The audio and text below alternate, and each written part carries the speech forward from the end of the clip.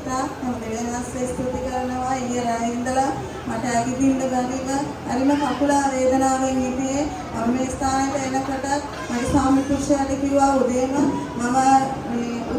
කිව්වා මට කකුල කැක්කුම ඉන්න බෑ. මම මොනවද කරන්නේ කියලා මේ ස්ථානයේ අද රාත්‍රී භෝජනයක් දෙනවා. මේ ඉදිරියට ඇවිල්ලා මට දනිස්ස නමා ගන්නත් බෑ. මම මොනවද කරන්නේ කියලා මම දෙවියන්වහන්සේට ස්තුති කරනවා.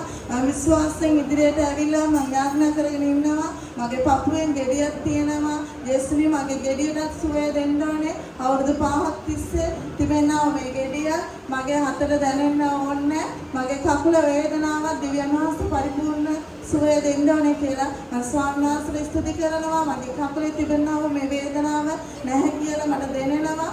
මම විශ්වාස කරනවා දැන් මම දන්න නම වන්නට මට පුළුවන් කියලා දෙවියන් වහන්සේට ස්තුතිවන්ත වෙනවා. දෙවියන් වහන්සේ මගේ ජීවිතය ආස්වාද කරා.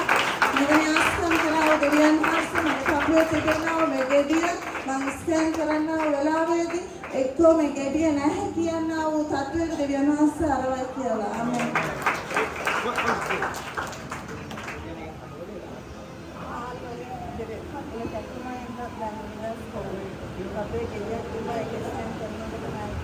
So she was saying that from last night she was having a particular pain on the leg. And even she told her husband how difficult it would be even coming to church and kneeling down because of the pain in the leg. And after coming here and after the prayers that was done, she's totally fine with that, and she has been also having a particular lump on the inside of her chest. And yeah.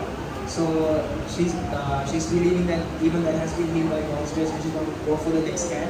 She believes God is even touched her. Wow, praise the Lord, hallelujah. So now you can kneel down. Wow, before she can kneel down, praise God. Let's get hands to Jesus.